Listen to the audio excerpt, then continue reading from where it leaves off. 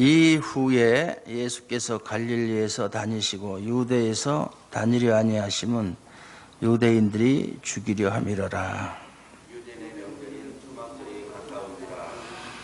그 형제들이 예수께 이르되 당신의 행하는 일을 제자들도 보게 여기를 떠나 유대로 가소서.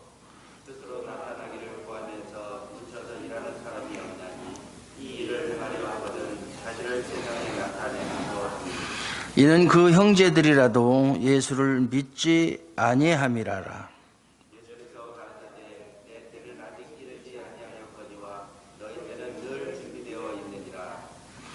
세상이 너희를 미워하지 못하되 나를 미워하나니 이는 내가 세상의 행사를 악하다 증거함이라.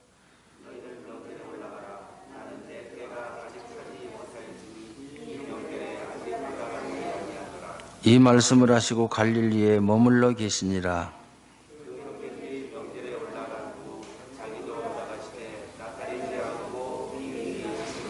명절 중에 유대인들이 예수를 찾으면서 그가 어디에 있느냐 하고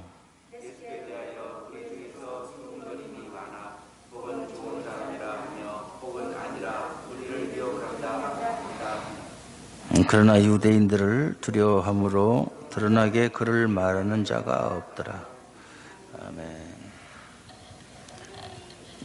이후에라는 말씀은 이제 어느 일정한 시간을 말하는 거죠.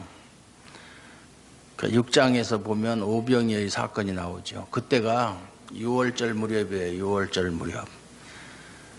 그리고 지금 이제 유대인의 명절인 초막절이 다가올 때가 양력으로 따지면 9, 10월, 6월절은 3, 4월, 그러니까 약 6개월의 시간이 흘렀다. 오병이어의 사건. 그러니까 그 사건 이후에 6개월 동안 갈릴리에서 예수님은 또 많은 그런 또 이적을 행하시고 사람들을 가르치셨다. 뭐 구체적으로 나와 있지 않지만 요한복음에 있는 말씀처럼 예수님께서 행하신 일들이나 행하신 표적들을 다 기록해 놓으면 이 세상이라도 그 책을 감당하지 못하겠다. 그러니까 여기에 기록되지 않은 것도 많이 있다. 기록된 것보다는 기록되지 않은 것이 더 많다, 그 얘기죠. 그러니까 6개월 동안에 많은 기적, 병자들을 고치고 귀신도 내어 쫓고 또 어떤 표적도 행하시고 그리고 나서 또 말씀도 가르치고 6개월 동안. 그리고 나서 그때가 이제 우리가 세속적인 시간으로 보면 BC 29년 정도 그렇게 됐어요.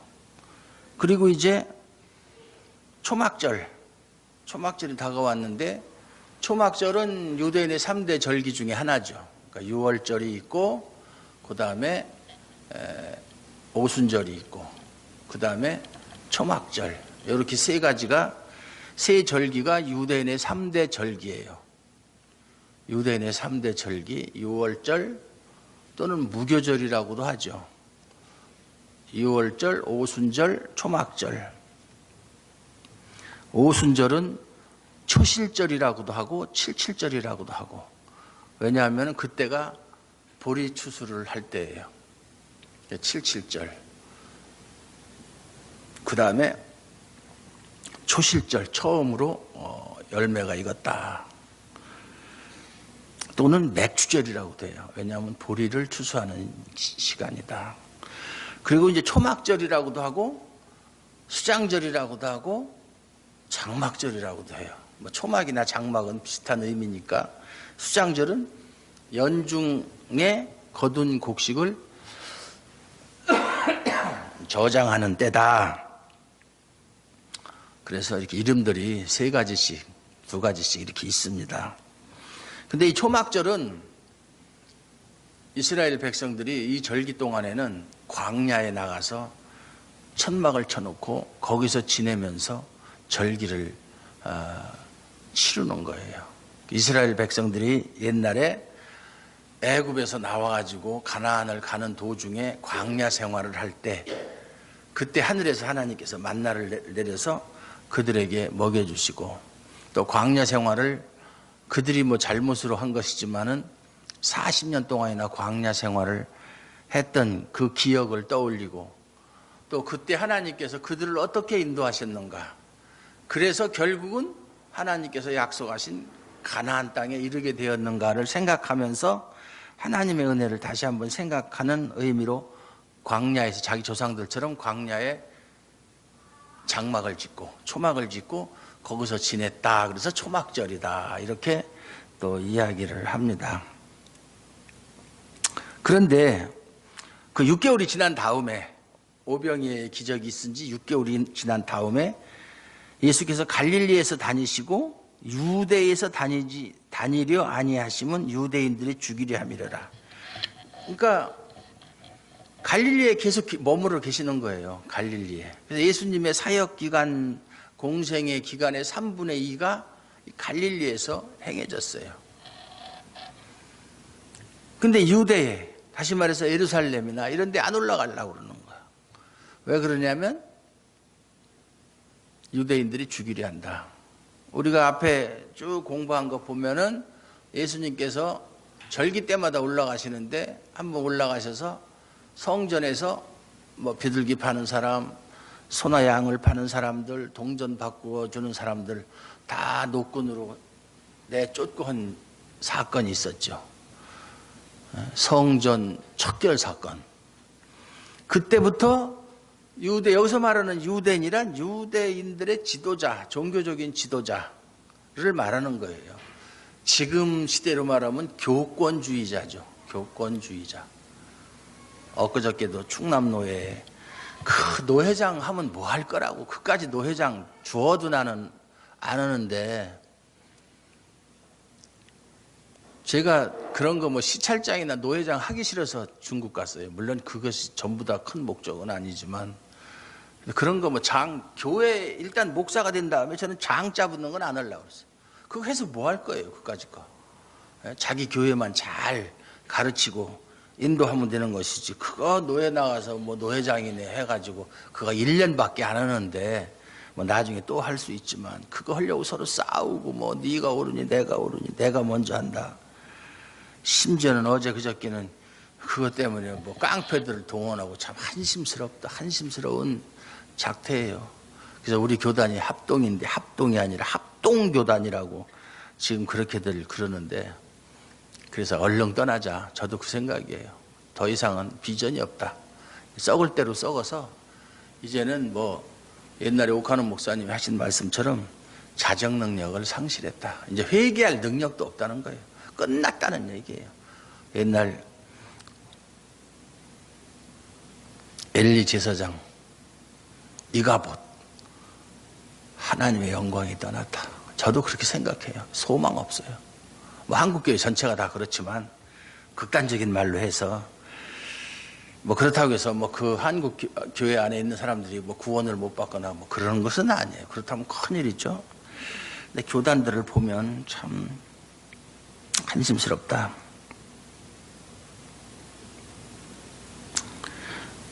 여담이지만은 정말 정부에서는 종교를 또 어떻게 종교단체에 대해서는 선거 때문에 강력하게 이렇게 할 수도 없고 또 뭐 그렇게 조금만 하면 종교의 자유를 침해한다고 그러니까 그냥 완전히 치해법권 지역이야, 이 교회는. 그러니까 자기들 마음대로 자기들끼리 서로 싸우고 자리를 탐하고 총회장 나오기 위해서 뭐 5억을 들이면 떨어지고 10억을 쓰면은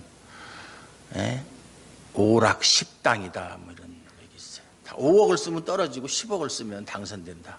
그래서 옛날 총대로 나가면 그냥 한 사람 앞에 한 몇백 명 되는데 총대가 한 사람 앞에 한 300만 원씩 봉투에다 넣어가지고 주고, 그런 일들이 요즘엔 뭐 제비뽑기로 하니까 그런 일이 좀 줄어들었다고 하는데 다시 또 투표로 하자 뭐 이렇게 니들끼리 알아서 잘해라. 그래서 어제 그저께도 노회에서 그런 일이 있는데 좀 목사님이 나오셔서 좀 정리 좀 해주시고, 제가 노회 나가면 목사들이 저를 좀 두려워하거든요. 저는 성질나면 뭐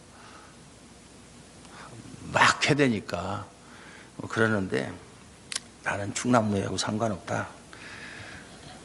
나는 세종의 이제 세종 주아름 교회의 목사지 충남도에 속한 목사가 아니다. 안 갔는데 참 그렇더라고요. 예수님께서 그 유대인들이 자기들의 기득권을 유지하려면 눈앞에 가시는 제거해야 돼요. 옛날에 우리나라의 역사를 보면 똑똑한 사람은 살아남지 못해요. 없애버려야 돼요. 그래서 이 세상에는 평범한 사람이 많지 뛰어난 사람이 많지 않아요. 그러니까 현자, 중국말로 표현하면 현자가 많지 현자가 적고 범인이 많지 현자가 많지 않아요. 그러니까 범인들, 평범한 사람들은 현자의 생각을 따라갈 수가 없어요. 그 사람들은 항상 앞을 멀리 내다보고 그걸 준비하고 거기에 대해서 어떤 계획을 세우고 이러는 것을 범인들은 바로 눈앞의 것만 생각하니까 그걸 이해를 못해요. 그들을 지지하지 않아요. 그러니까 그들을 없애버려야 자기들이 자기들 마음대로 정권을 잡고 휘두를 수가 있기 때문에 똑똑한 사람은 공격의 대상이 된다.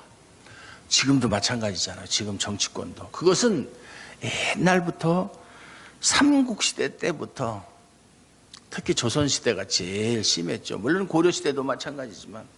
그래서 똑똑한 사람, 제가 그 수많은 사람을 다 기억은 못하지만 조선시대에는 그 조광조 같은 사람, 참 똑똑하고 유능한 사람, 정말 세상을 한번 바꿔보자. 그래 너도 나도 다 잘 사는 나라. 초기에는 정도전 같은 사람, 그런 사람의 사상대로 정치를 했더라면 이성계가 정도전의 말을 듣고 그렇게 하려고 했는데 결국 이방원이한테 죽임을 당함으로 그것도 끝나버렸고, 조광조도 그렇게 하려고 했는데 반대파에 의해서 그들이 자기들의 이권이 다 없어지게 생겼으니까 모함을 해서 그를 죽이고. 그러니까 똑똑한 사람은 살아남질 못해요. 그것이 뭐 정치계만 그렇습니까? 직장도 그럴 것 같아요. 직장에서도 그렇고 우리 교계에서도 마찬가지고. 이제 누가 좀 근데 이제 우리 목사들 세계에서는 교회가 크면은 뭐 말을 하는 사람이 없어요. 크면 뭐 어떤 비리가 있어도 그냥 구렁이 담 넘어가는 식으로 총회에서 아무리 어떤 뭐 처리하지도 않고 그걸 총회에 상정을 해도 그냥 다 뭉개버리고 뭐 이러는 일들이 비일비재하다. 근데 조그만 교회 목사가 제가 뭐 잘못하면 뭐 헌법 몇 조 몇 항 위반이다 뭐 하다 뭐 사실 저한테 그러면 그렇게 하는 사람 그냥 안 두겠지만 그렇게 하지도 않겠지만 조그만 교회 목사들이 그러면 그거 못 잡아먹어서 그 불쌍한 목사들, 가난하고 불쌍한 목사들, 아까 오면서 장로님하고도 얘기했지만 도저히 사례비도 안 나오고 먹고 살 길이 없으니까 다른 직업을 가져야만 되는 목사들이 많다 이 말이에요. 많아요. 어제도 제 친구 목사 평택에 있는 목사님하고 매일매일 전화를 하는데 할 때 그 목사님도 사례비가 없죠. 뭐 성도들이 자기 포함해서 몇 명이니까 그동안에는 이제 이야기를 안 하다가 이야기를 하더라고요. 9명이라고. 자기 사모님까지 다 포함해서. 자기까지 포함해서. 그 시골 노인네들 뭐 70대, 60대 후반, 70대 농사 짓는 사람들이 무슨 돈이 있어서 헌금을 하겠어요. 한 일주일에 한 2, 3만 원. 자기들이 하는 거 하고 뭐도 하고 2, 3만 원. 한 달에 한 20만 원 나온다고 그러더라고요. 많이 나오면 20만 원. 근데 그거 가지고 뭐 점심에 주일 오후에 밥 해주고 뭐 하고 하다 보면 뭐 없죠. 물론 뭐 다른 교회 시찰이나 노예 교회들에서 좀 지원을 받고 그러는 것 같은데 그런 목사님들에 비해서 아주 큰 교회 목사님들은 참 허랑방탕이라고밖에 표현할 수 없는 아주 사치한 생활을 한다. 과연 그렇게 이 세상에서 큰 교회를 이루면서 사치하고서도 천국 갈 수 있을까? 저는 그렇지 않다고 봐요. 예수님은 분명히 말씀하셨어요. 바리새인들에게 너희는 이 세상에 누릴 거 다 누렸다. 하늘에서 받을 상을 미리 받았지 않았느냐. 너희들은 하늘나라에 못 간다는 얘기예요. 그러면 너희들은 이 세상에 누릴 거 다 누리고도 천국 가고 이 세상에서 가난하게 산 사람들, 그런 사람들은 그렇게 고생하고 주님만을 보고 따르던 사람들 똑같다면 잘못된 것이다. 임마누엘 칸트, 근세의 가장 뛰어난 철학자인 독일의 임마누엘 칸트가 신은 존재하는가? 그 사람은 말하기를 신은 반드시 존재하여야만 한다. 하여야만 한다. 그리고 요청되어진 신이라고 그래요. 왜냐하면 만약에 신이 없다면 이 세상에서 악하게 산 사람, 선하게 산 사람하고 똑같이 죽고 나서 똑같은 결과라면 선하게 산 사람만 손해보는 거 아니냐. 그러니까 선하게 산 사람은 선하게 산 사람에 대한 어떤 대가가 주어져야 되고, 악하게 산 사람은 그 사람들에게 사후에 어떤 형벌이 주어져야 된다. 그 형벌을 주고 보상을 줄 존재가 누구냐? 신이다. 그러니까 신은 반드시 그 사람들을 심판하기 위해서도 있어야만 된다. 요청되어진 신이죠. 인간의 필요에 의해서 신이 있어야 된다. 물론 그것은 성경의 신관하고는 달라요. 우리가 신이 있어야 된다고 해서 하나님이 존재하고 필요 없다고 해서 하나님이 안 계신 건 아니거든요. 우리의 생각과 상관없이 하나님은 영원부터 계시고 영원까지 계실 존재니까요. 그래서 예수님을 죽이려고 하는 거예요. 그걸 알죠. 그러다가 이제 초막절이, 그러고 6개월이 지나서 초막절이 다가왔어요. 그러니까 그 형제들이 예수께 이르되 당신의 행하는 일을 제자들도 보게 여기를 떠나 유대로 갔었어요. 여기서 유대로 가라는 말은 예루살렘으로 가라는 얘기예요. 왜냐하면 절기 때는 사람들이 다 전국 각지에서 다 예루살렘으로 제사를 드리기 위해서 모이고, 심지어는 외국에 나가 있는 사람까지도 다 오니까. 근데 형제들이 누구냐? 어떤 사람은 친척일 것이다. 어떤 사람은 요셉이 마리아와 결혼하기 전에 전처에 난 소생일 것이다. 소설을 써요, 좌우지간. 그게 신학자들이 하는 소리야. 완전히 그냥 막장 드라마야. 성경에 어디 뭐 전체의 소생이라는 말이 어디 나와. 지금 신학자들도 이상한 사람 많다니까.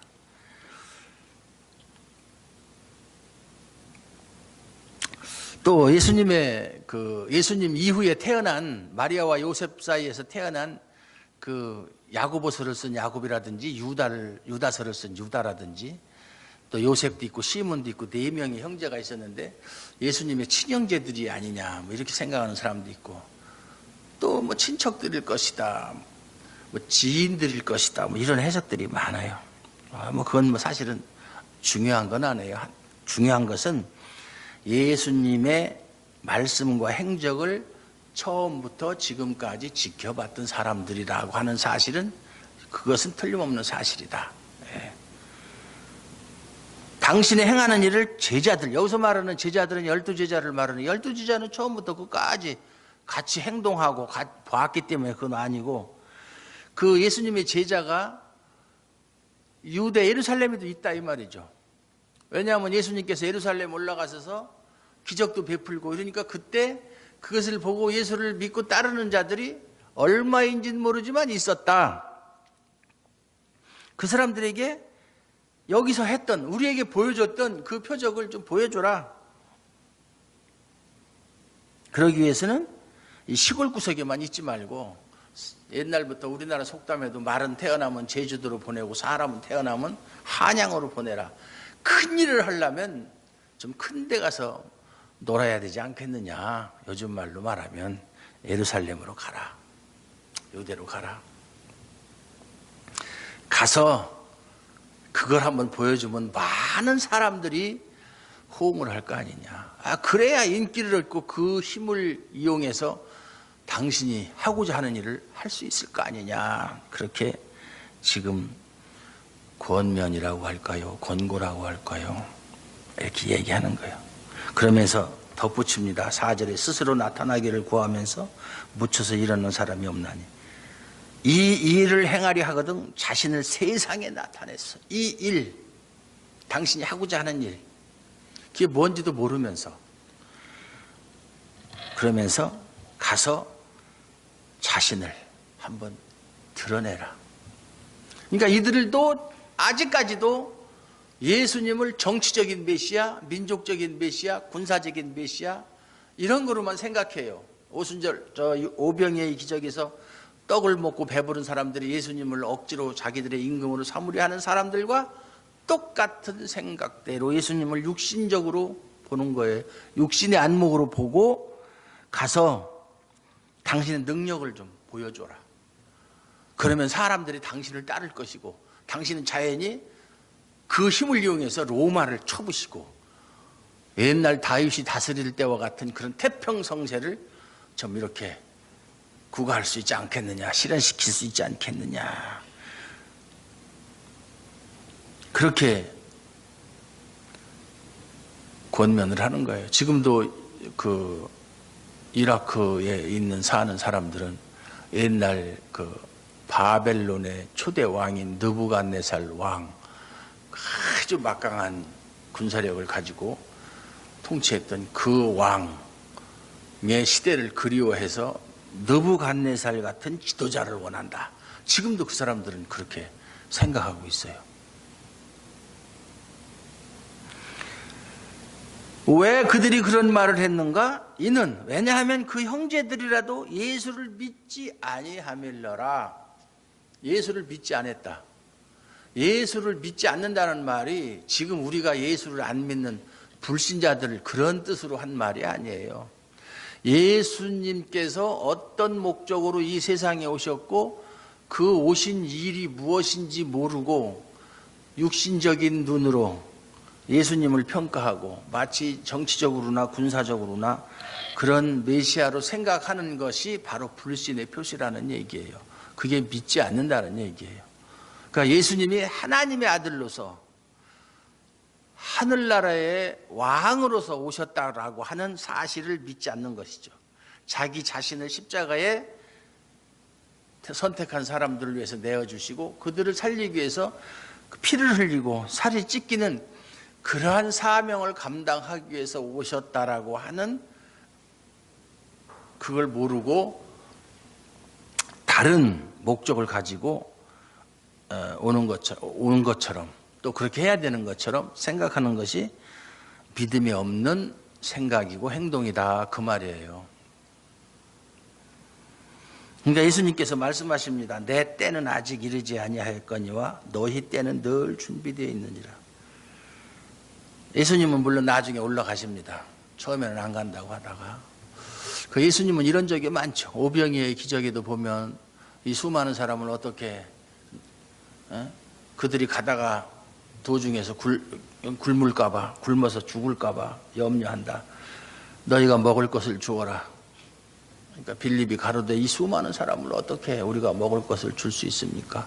200데나리온의 떡을 사도 부족하겠습니다. 이는 처음부터 예수께서 어떻게 하실 것을 아시고 말씀하세요. 그러니까 떡을 만들어 줄 걸 계산하고 있으면서 왜 빌립한테 이렇게 곤란하게 만드셨느냐. 참 예수님 성격도 희한해. 그리고 첫 번째 표적인 가나에서 물로 포도주를 만든 사건에도 마리아가 포도주가 떨어졌다 하니까 여자야 그게 나와 무슨 상관이 있나이까. 아직 내 때가 이르지 아니하였나이다. 나중에는 만들 거면서 처음부터 화끈하게 떨어졌다고 알아서 염려하지 마십시오. 제가 알아서 해결하겠습니다. 그렇게 했더라면 그 말을 들은 마리아도 그렇게 이야기한 마리아도 얼마나 속이 후련했겠어요. 여자여 나와 무슨 상관이 있나이까. 물론 여자여 하는 말이 비하는 말은 아니에요. 그건 존칭어에 속하는 말이에요. 그렇지만은 이왕 할 거. 그런데 예수님이 일부러 누구를 뭐 골탕 먹이거나 그런 것이 아니고 어떠한 때. 그래서 카이로스인데 때. 시간에는 그 헬라 사람들의 개념에는 시간이 두 가지가 있어요. 카이로스가 있고 크로노스가 있는데 성경에서는 그 둘을 사실은 서로 이렇게 쓰고 있기 때문에 특별하게 구별할 필요는 없는데 흔히들 굳이 구별을 하자면 카이로스는 이 크로노스는 그냥 일반적인 우리 시간, 그냥 흘러가는 시간. 한순간도 멈추지 않고 그냥 흘러가는 시간. 목적 없이 흘러가는 시간. 그것이 크로노스고 카이로스는 어떤 목적을 가지고 어떤 감각적인 시간, 어떤 기회 이런 걸 카이로스라고 한다 그러는데 저는 거기에 대해서는 동의하지 않아요. 크로노스, 세상 사람들이나 우리가 느끼는 흘러가는 시간, 그게 왜 목적이 없어요? 사람들한테는 목적 없이 오늘 하루가 지나면 저녁이 되고 또 다음 날이 돌아오고 또 그 일주일이 가고 한 달이 가는 거 그냥 목적 없이 흘러가는 것 같지만 하나님에게는 분명한 목적이 계시다 그 말이에요. 그러니까 크로노스라고 무의미한 시간이라고 얘기할 수가 없죠. 옛날에 정주영이가 초등학교밖에 뭐 나왔는지 안 나왔는지 모르지만 그 정도밖에 공부 못한 사람이 그런 말을 했어요. 나는 사람을 뽑을 때 승승장구한 사람, 이게 좋은 학교 나와가지고 이렇게 아주 이렇게 학교에서 공부도 잘하고 이런 사람보다는 학교 졸업하고 취직을 못해서 여기에 이력서를 넣는데도 떨어지고 저기에 이력서를 떨어지고 그래서 한 2, 3년 동안 낙심하고 뭐 이것도 해보고 저것도 해보고 이렇게 실패도 해보고 좌절을 느낀 사람을 나는 더 좋아한다고 그랬어요. 그리고 설령 그들이 2, 3년 동안 이것도 해보고 저것도 해보고 심지어는 뭐 낚시로 소일도 하고 바둑으로 소일도 하고 뭐 또 해서 남들이 볼 때는 시간을 허비한 것 같지만 절대로 시간은 허비되는 시간은 없다. 그가 비록 무슨 일을 했어도 그 인생의 그 시간은 값진 시간이다. 철학자 같은 얘기를 하는 거예요. 공부 많이 했다고 해서 똑똑한 거 아니에요. 공부 많이 했다고 해서. 예? 목사님들 중에도요, 부산에 가면 부산 서부교회, 소위 백파교회라고 그러는데 백영희 목사님 돌아가셨죠. 설교하고 있는데 어떤 청년이 올라와서 칼로 찔러서 그 자리에서 돌아가셨어요. 정신병자죠. 근데 교회가 한 3만 명 정도 되고 주일학교가 몇만 명 돼요. 주일학교가. 근데 그 설교를 읽어보면요, 우리 목사들도 읽어보면 이게 무슨 소리인지 잘 모를 정도로 설교가 좀 깊다고 해야 되나 어렵다고 해야 되나 막 그런데 우리 설교학 교수님이 그러더라고요. 자기는 솔직히 말해서 그분이 만약에 초등학교밖에 못 나왔어요. 옛날에는 초등학교 나오고도 얼마든지 목사할 수 있었어요. 지금처럼 정규 대학 과정을 마치고 신학을 하고 또 유학을 갔다 오고 뭐 요즘에 흔히 하는 그런 엘리트 코스죠. 그렇게 밟아서 목사가 되었더라면 칼빈보다 더 유명한 사람이 됐을지도 모른다라고 그랬어요. 초등학교밖에 안 나왔는데. 그리고 또 우리 교단의 총회장을 지낸, 그분도 물론 우리 교단이지만 총회장을 지낸 저기 대구 동부교회 김덕신 목사님이라는 중학교밖에 안 나왔어요. 설교가 얼마나 은혜스러운지 몰라요. 제가 그분 설교에 반했어요. 평신도 때. 이야, 참 정말 머리는 대머리에다가 키도 작고 그런데 설교가 그렇게 은혜스러워요. 깊고 영성이 흐르고 말이죠. 이야, 그게 학벌하고 무슨 상관이 있어요? 아무 상관. 서울대학 나오면 설교 잘하고 목회 잘해요. 아, 천만의 말씀. 제 후배 중에 지금 서울 강남에서 목회하는 친구 있어요. 서울대 예교학과 나왔어요. 가끔 전화 오고 가끔 찾아오기도 하고 그러는데 사람 한 20명이나 되나 강남에서 목회하는데 설교 들어보면 아직 멀었어요. 아무 소용이 없어요. 그게 또 설교를 잘해도 그래. 잘한다고 사람이 오나요? 아니에요. 그것도 아니에요. 참 희한한 거예요. 하나님이 하는 얘기. 지금 우리 충남노예 천안 시찰에도 큰 교회들 목사들 보면 그들이 뭐 그렇게 뭐 대단한 학벌은 별 볼 일 없어요. 뭐 총신대학 학교도 아니, 솔직히 말해서 학교도 아니지. 총신대학 일반 대학 다 시험 봐서 떨어진 사람들이 가는 데가 총신대학이고, 이거 참 누가 이제 유튜브에서 보면은 아이 저 목사님 저거 너무하는 거 아니야? 아니, 그러든지 나 사실대로 얘기하는 거니까. 그런 사람들이 뭐 나중에 뭐 목사 되고 나서 일반 대학 나오고 총신 신대원 나온 사람 알기를 우습게 알고, 또 이쪽에서는 또 그 사람들 또 가소롭게 여기고 총신대학이 학교냐 그러고, 그리고 싸워요. 파로 갈라서 총신대파하고 일반 대학파하고 싸울 것도 지질이 없어요. 아무 소용없는 거. 제가 늘 하지만 하나님의 말씀을 깨닫는 것은요, 세상의 지식이나 학벌로 그걸 깨닫는 게 아니에요. 하나님께서 지혜를 주셔야 돼요. 지혜를 주셔야 돼요. 그거 받지 못하면 소용이 없어요. 그러니까 신학자들도 성경 해석하는 거 보면 이거는 도대체 평신도도 이런 소리는 안 하겠다 할 정도의 어처구니 없는, 어처구니가 무슨 말인지 아세요? 어처구니? 예? 맷돌 손잡이를 어처구니라고 그러죠. 손잡이 없는 맷돌 돌릴 수가 없어요. 그러니까 어떤 일을 만나서 어처구니 없다는 얘기는 불가능하다, 곤란하다 뭐 이런 뜻이겠죠.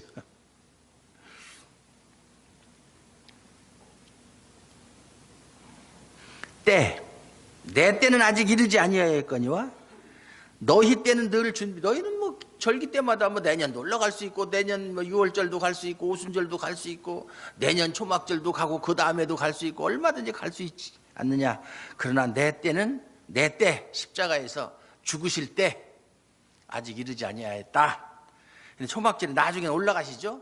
올라가시고 나서 그 다음 해에 6월절에 올라가셔서 그때 십자가에서 죽으십니다. 그때가 AD 30년. 지금 이제 예수님은 죽음을 얼마 남겨놓지 않은 시점이에요. 한 6개월 정도 이렇게 남겨놓은 시점이에요. 마지막 초막절에 예수님에게는 세상이 너희를 미워하지 못하되 나를 미워하나니 이는 내가 세상의 행사를 악하다 증거합니다. 세상 사람이 예수 믿는 사람을 싫어하는 이유가 뭔지 아세요? 예수 믿으니까 그 말도 안 되는 뭐 예수가 하나님의 아들이라고 증거하고 예수가 구세주라고 하니까 미워합니까?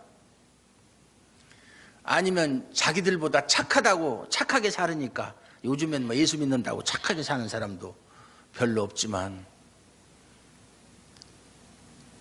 방송에 보니까 뭐 우리는 아주 친한 사람이다, 20년 전부터 친구다, 그래서 같이 교회도 다니고 같이 성경 공부도 하고 뭐 기도 모임도 한다, 그리고 같이 또 술 마시러 다니고. 다 잘하는 짓이죠. 요즘에 제가 늘 하는 얘기지만 신실한 성도를 만나보기 힘든 세상이에요. 아직까지 야 진짜 저 사람은 옛날에 제가 다닐 때 봤던 장로님, 집사님 같은 분들 참 귀한 세상이 지금 세상이 정말 귀하다. 옛날에는 많았었는데 아마 제 생각으로 옛날을 기억해 보면 제가 다니던 교회 다닐 때 한 40년 좀 넘었죠. 그때 우리 교회는 아마 80% 이상이 구원받은 사람, 거듭난 사람들일 거예요. 교회 일이라면 생명을 바쳐가면서 헌신한 사람들. 오히려 그 중에서 제일 헌신 않고 뺀질뺀질한 사람이 누구냐? 바로 나. 그래서 이렇게 고생시키는 것 같아. 하나님이 너 맛 좀 봐라. 너 옛날에 교회 다닐 때 교회 새로 짓는다고 할 때 벽돌 하나 안 날랐지? 집에서 빤빤 놀면서도. 그러니까 너 고생 좀 해봐라. 개척교회 하면서. 여태까지 고생했어요. 고생할 만큼 했는데 왜? 언제까지입니까? 갈수록 점점 사람들의 신앙이 떨어지고. 왜 그러냐면은 교회가 세속화돼가지고 이제 세상과 교회의 구별이 없어졌어요. 세상인지 교회인지. 세상의 제도, 세상의 가치관이 교회에 그대로 들어와서 누가 차로 새를 요새는 뭐 차 없는 사람 없으니까 차를 샀다 그러면 아이고 하나님께 축복받았네. 물질적인 생각. 차를 좋은 걸로 바꿨다 그러면 아유 하나님이 축복. 그게 무슨 축복이야.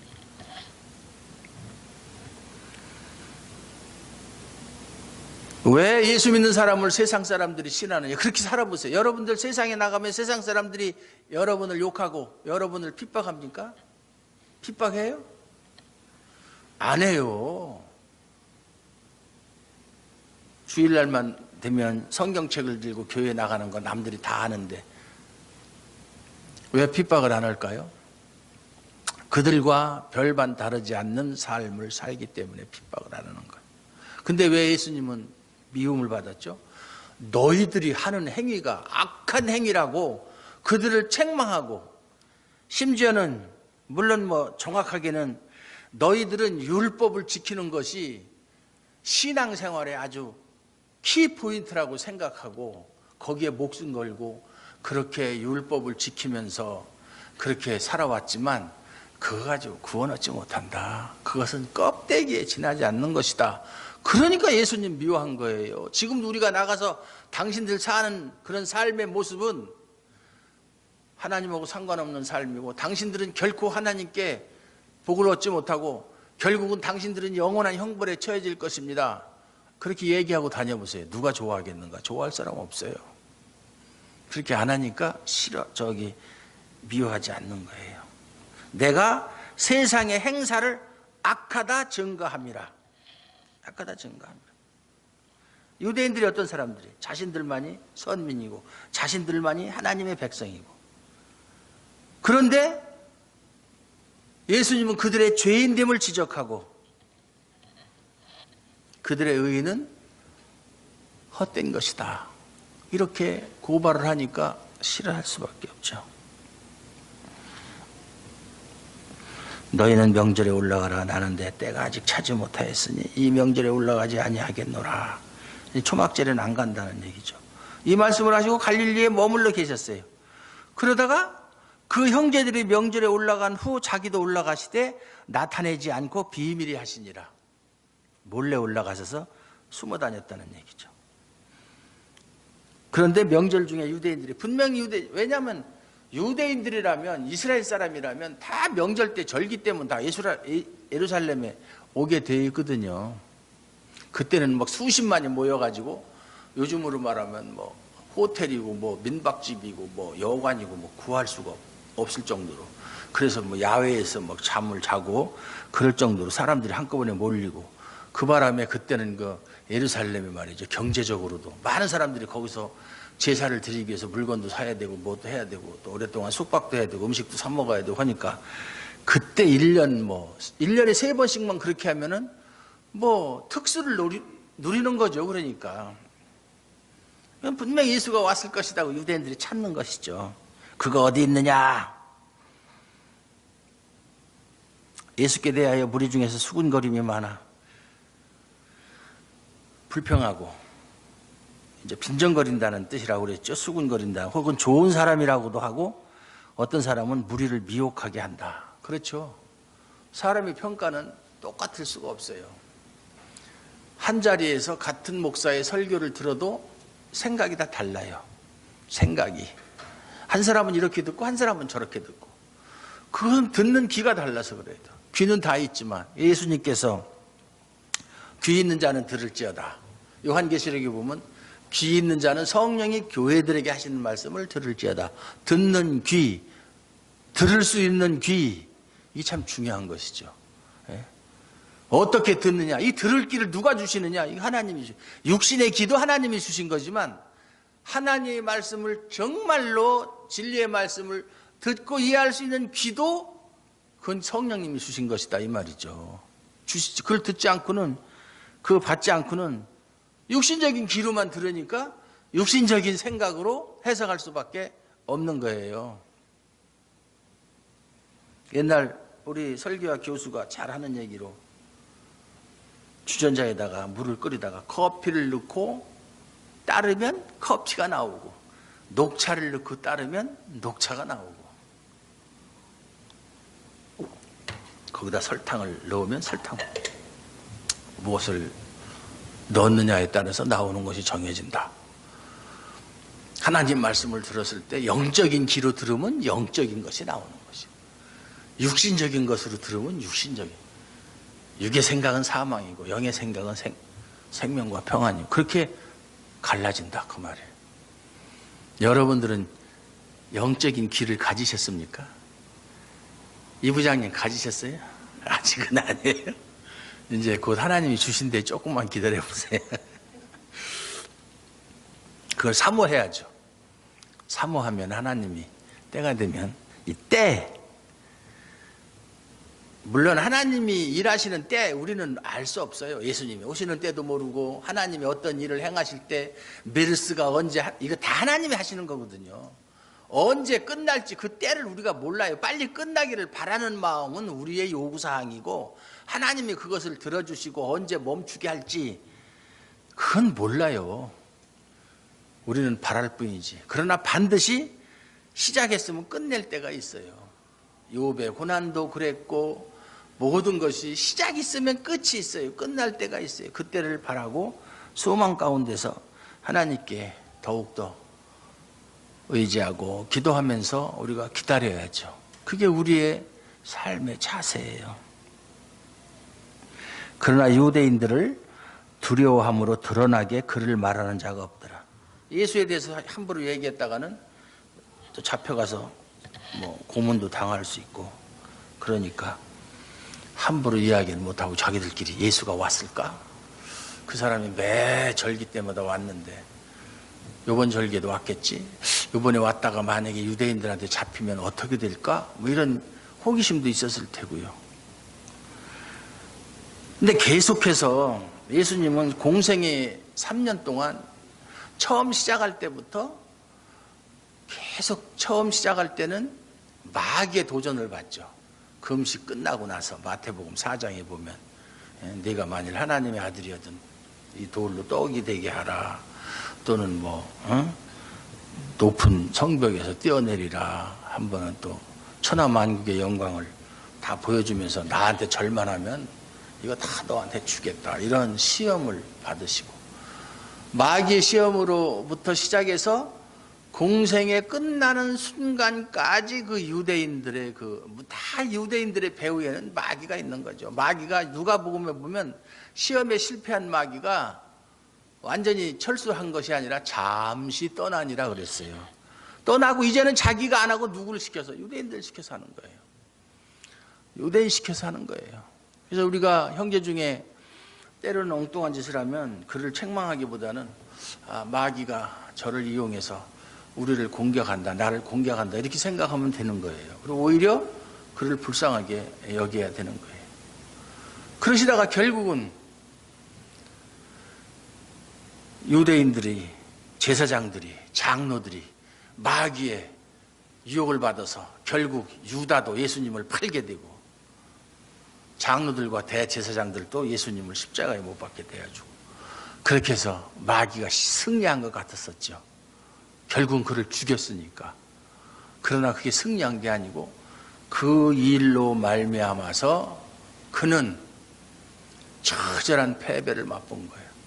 창세기에 보면 여자의 후손은, 뱀은 여자의 후손의 발꿈치를 물고 여자의 후손은 뱀의 머리를 상하게 할 것이다. 십자가에서 예수를 죽게 하는 사건으로 말미암아 결국 죽이는 것이 발꿈치를 상하게 한 것이고 물은 것이고, 다시 부활하신 사건으로 말미암아 이제는 마귀의 권세가 아주 거의 치명적으로 타격을 입었으니까 머리를 상한 것이다. 죽지는 않았어요. 마귀는 죽는 존재가 아니니까. 그래서 예수님의 십자가의 죽으심은, 그것은 죽으심을 이긴 죽음이시다, 이렇게 이야기를 해요. 죽음을 이긴 죽음. 내가 죽음으로 하나님께서 내게 보내주신 그 수많은 사람들의 죽음을 다 물리쳤다. 권세를 이겼다. 그래서 사망아 너희 쏘는 것이 어디 있느냐. 이제 없다는 얘기죠.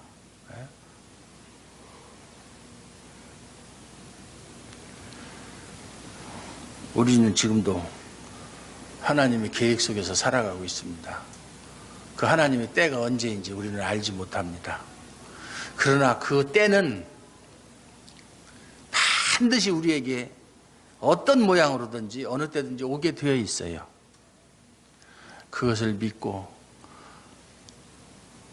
하나님은 우리를 사랑하심으로 가장 좋은 때에 우리를 가장 좋은 길로, 모든 것이 합력하여 선을 이루신 하나님께서 좋은 길로 인도하여 주심을 믿고 늘 감사하며 하나님의 은혜를 사모하며 살아가는 저와 여러분들 되시기를 주님의 이름으로 축원합니다.